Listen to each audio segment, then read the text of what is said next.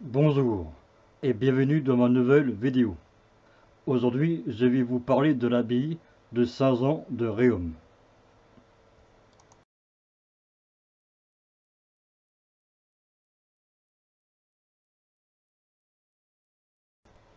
L'abbaye Saint-Jean de Réaume est une abbaye bénédictine de la congrégation de Saint-Mur. À partir de 1635, est située à Saint-Moutier-Saint-Jean, en Côte d'Or, dite couramment abbaye de Moutier-Saint-Jean.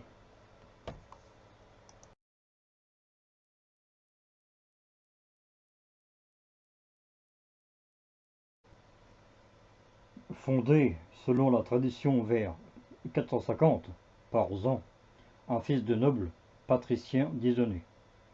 L'abbaye, que l'on dit être la plus ancienne de Bourgogne, fut d'abord installée près de la source de la Réaume, sur le territoire de la commune actuelle de Corsin. Il s'agissait alors d'un simple ermitage dans le désert. Elle fut transférée dans son emplacement actuel au cours du VIe ou VIIe siècle, pour commencer une période de grande prospérité qui culminera au IIe siècle. L'habitat est consacré par l'évêque de Langres. Zeuséran de Briançon en 1177.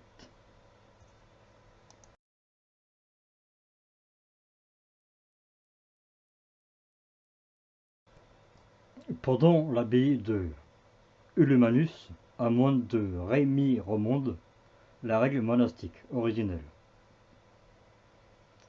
qui avait été scellée de l'ancienne sainte Marcaire d'Alexandrie, fut remplacée par la règle de Saint Golban de Luxiol, fondée par le missionnaire irlandais Jean Corbon. Quand Jonas de Bilo est resté dans le monastère en 659, pendant l'abbaye de Una, il a été forcé par les moines à écrire une biographie de leur fondateur. Le résultat était Vida Ionis en 816-817. Saint-Jean fut réformé selon le concile d'Aix-la-Chapelle.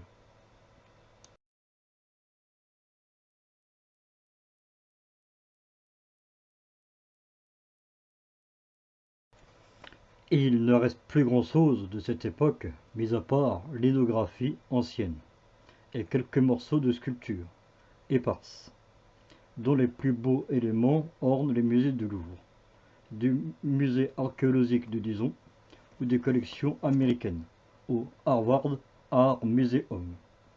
Par exemple, les bâtiments actuels datent en majeure partie de l'époque de la Reconstruction à la fin du XVIIe siècle, date à laquelle la réforme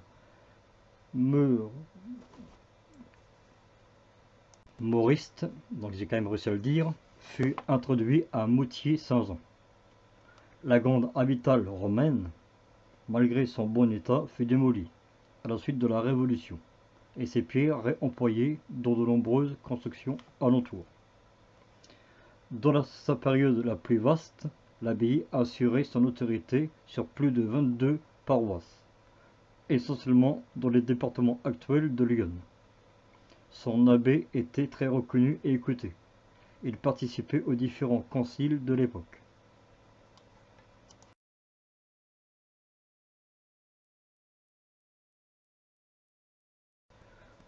Au titre des monuments historiques, les façades des deux bâtiments du XVIIe siècle et le grand escalier à rampe en fer forgé font l'objet d'une inscription par arrêté du 6 juin 1925.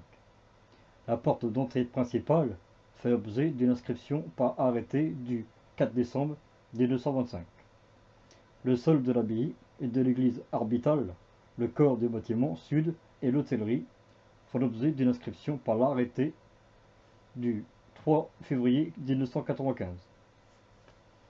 L'abbaye a été rachetée par des particuliers en 2012. Après une campagne de restauration, le site est ouvert au public en 2013. Une collecte organique organisée par la Fondation du patrimoine est organisée en 2020. pour financer des travaux de restauration de toitures notamment. Je crois que j'ai dit 2 fois le mot organisé, mais c'est pas grave.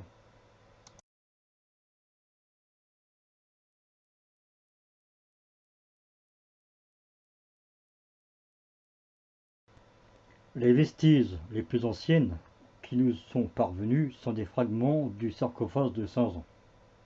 Cette cuve rectangulaire en marbre est représentée en entier au XVIIIe siècle et citée de nombreuses fois dans des descriptions anciennes, conservées dans des archives. La face principale de ce tombeau est sculptée en rond bossé, d'une ardure à l'antique dite à porte de ville, appuyant le Christ et ses 12 apôtres, dans un style inspiré des sarcophages de l'Antiquité romaine, mais dont le caractère chrétien ne fait aucun doute.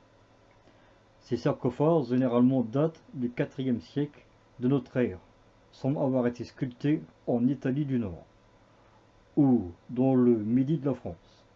On trouve d'autres cuves du même type plutôt, en particulier à Lyon, au musée gallo-romain de Fourvière ou dans certaines collections italiennes.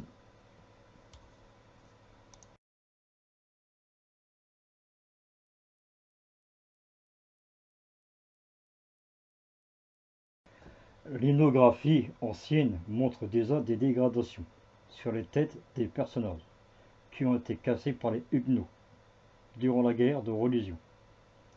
Les 3 morceaux conservés sont très significatifs de l'ouvrage. Il s'agit tout d'abord de la partie centrale haute de la cuve avec le Christ, sans tête, la plus grande que les personnages voisines, et tant attribué énoncé de la main droite, ce qui le distingue des autres. Le second morceau est une tête d'apôtre, regardant vers la droite et reconnaissable sur la gravure ancienne parmi quelques visages ayant survécu. Il s'agit du personnage le plus à droite sur la vue. En l'absence d'attributs particuliers des apôtres, il est impossible de l'identifier. Le troisième morceau est une partie en bas d'une robe d'un intérêt plus secondaire.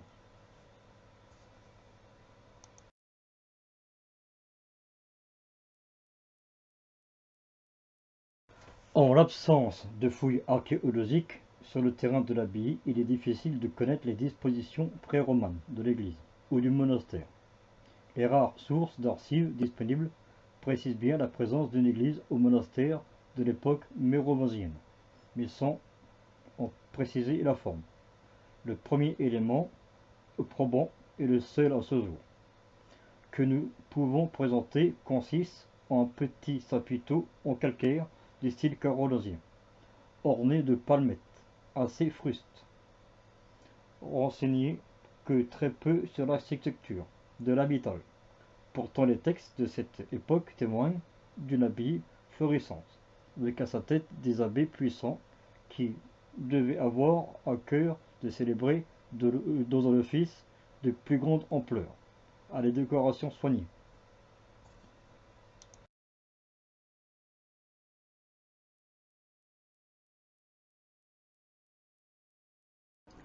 L'époque romane est incontestablement la période la plus florissante et la plus riche de l'abbaye de Saint-Jean de Réaume.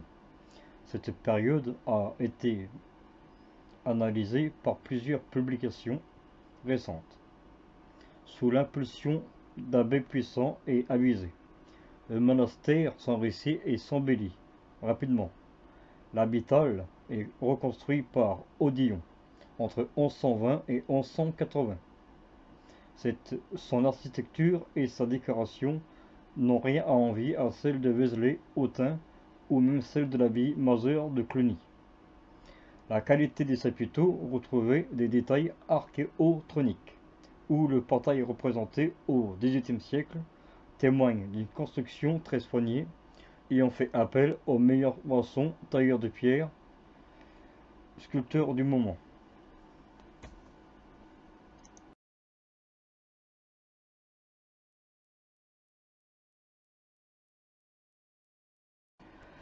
Nous ne disposons d'aucun plan de l'église, mais quelques descriptions anciennes et une vue perspective de l'abbaye avant les travaux du XVIIe siècle nous permettent d'en définir quelques caractéristiques.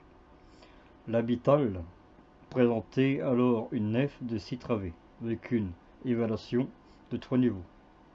Un transept non saillant surmonté d'une tour de croisée.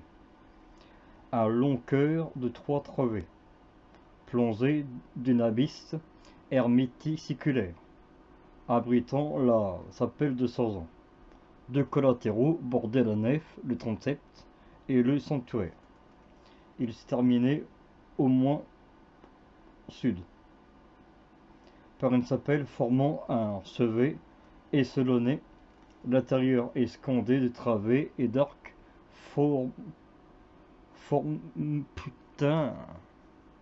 formés saillants, peut-être décorés d'une billette avant la réflexion des voûtes au XVIIIe siècle.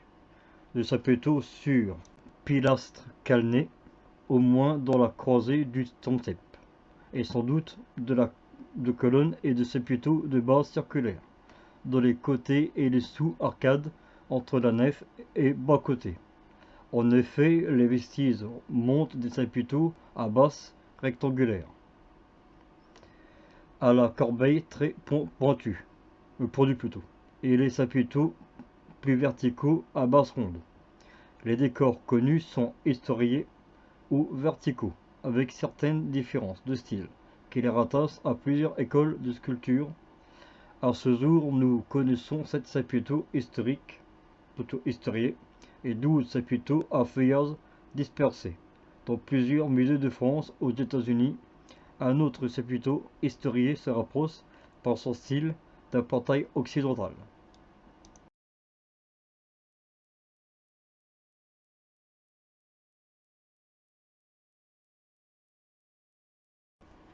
Un large porche s'ouvrait à l'ouest. Il est connu par sa gravure publiée au XVIIIe siècle. Le tympan sculpté et le dessin qu'on peut saisir des chapiteaux semblent cependant plus tardifs que le style des grands chapiteaux intérieurs. Du reste des bâtiments de l'abbaye médiévale, il n'en reste aujourd'hui quasiment plus rien, à l'exception de la façade des arts gothiques du Farinier, présente sur la gravure à gauche devant l'habital et sur la maquette du XVIIIe siècle, dont il sera question plus loin. L'ensemble des autres bâtiments a été totalement remplacé lors des travaux réalisés par des moines maturistes à la fin du XVIIIe siècle, plutôt XVIIIe siècle. L'habital a été détruite avant 1830.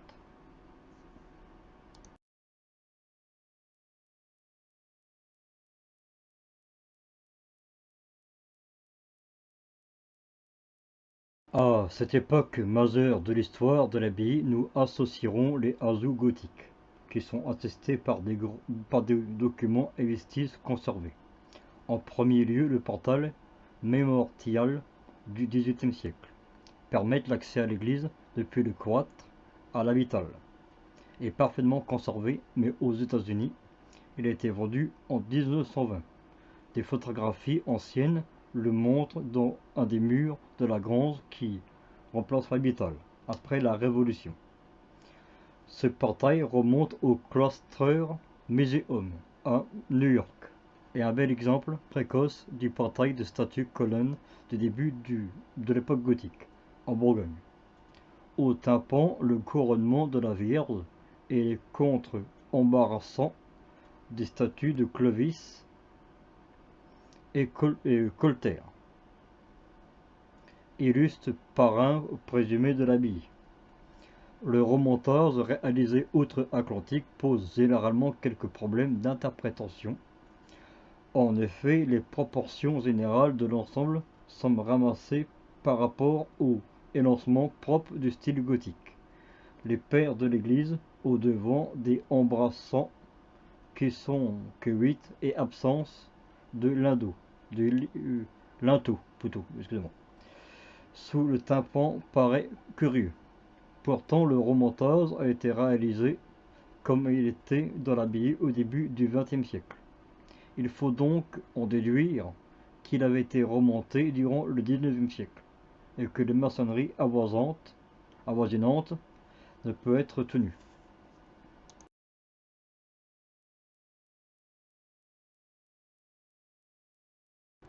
Le cloître visible sur la vue du XVIIe siècle semble déjà connu un début de remplacement au sud.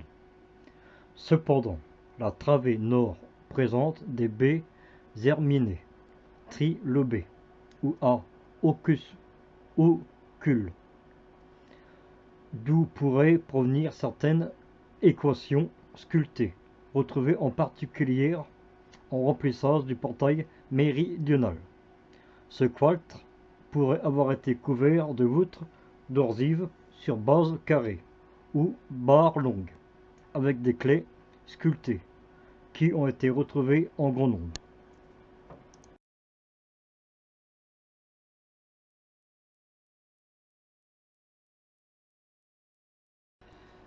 À partir du XVe siècle, le monastère perd de sa puissance et de ses revenus. La situation s'aggrave avec les troubles de la guerre de Cent Ans, des guerres de religion et de la Ligue. L'abbaye est pillée à plusieurs reprises. La situation se dégrade fortement jusqu'à la reprise en main par les frères muristes à partir de 1635. Ces derniers moines étaient érudits, vont permettre le renouveau des monastères, alors sous le régime de la commande et le renouvellement presque complètement l'architecture de l'abbaye, à l'exclusion du farinier et de la nef et du transept de l'habital, qui seront conservés jusqu'à la fin de la période révolutionnaire et au-delà.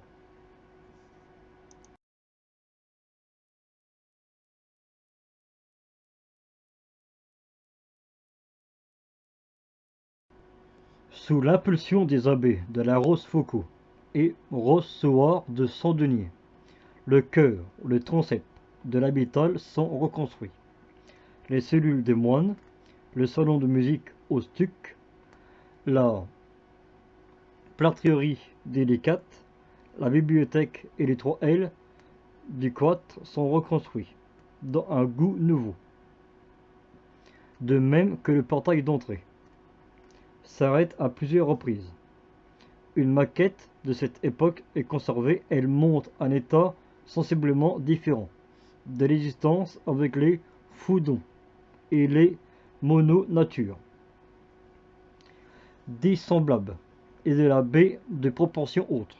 Cette situation nous amène à considérer la possibilité d'être face à une maquette, de poser, avant la réalisation, et ce malgré la présence d'une étiquette donnant une date tardive.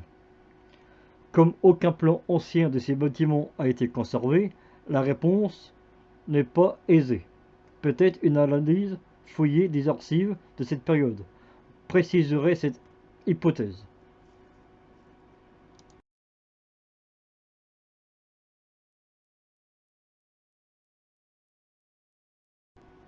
Les bâtiments principaux, et en particulier la façade sur les terrasses, sont construites en grands appareils, avec une forte modénature et les clés saillants, sculptées. L'ordonnance est très stricte et révèle une main de maître, dont nous ne connaissons pas l'identité avec certitude. Il semble pourtant très probable qu'il s'agisse de Claude Louis d'Avilliers, Grand Prix de l'Académie royale d'architecture en 1730. Affecté à la maîtrise particulière de Sens dans l'Yonne, d'Avilliers était architecte de l'évêque-duc de Langres, Gilbert Gaspard de Montmorin, de Saint-Armème, qui était aussi abbé commentaire de Moutier-Saint-Jean. D'Avilliers compte dans ses réalisations le château de Talma en Côte d'Or, directement inspiré de l'hôtel Prégnic de Maurras à Paris, œuvre et architecte de Jean Aubert. Pour Moutier-Saint-Jean plutôt, d'Avilliers s'inspire là encore d'une œuvre d'Aubert, l'abbaye de Sably, plutôt de Salis, dans le département 60. Il emploie le même dessin, aussi sur l'abbaye de Molems, qu'il va rebâtir. Il travaille beaucoup pour Maure Romain de Saint-Hérem, évêque de Langres, et son œuvre la plus importante de la façade de la cathédrale de Saint-Mams de Langres. Durant toute cette période, l'habitat est conservé en service au XVIIIe siècle. Le chœur et le transept sont reconstruits en 1730.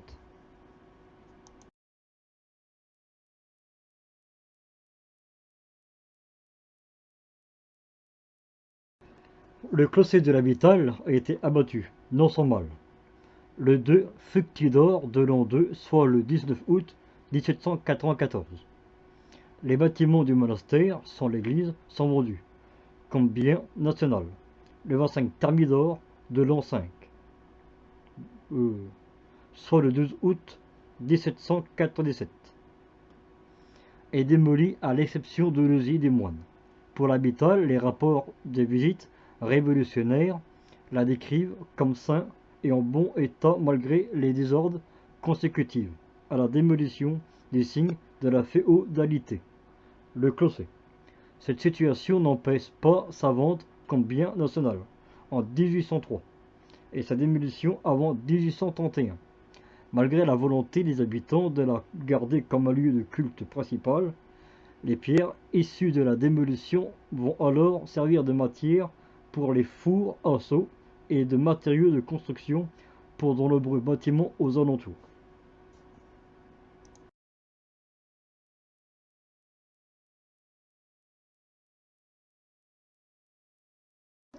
À partir de cette période, le reste de ces bâtiments est divisé et sert de logement et d'exploitation agricole.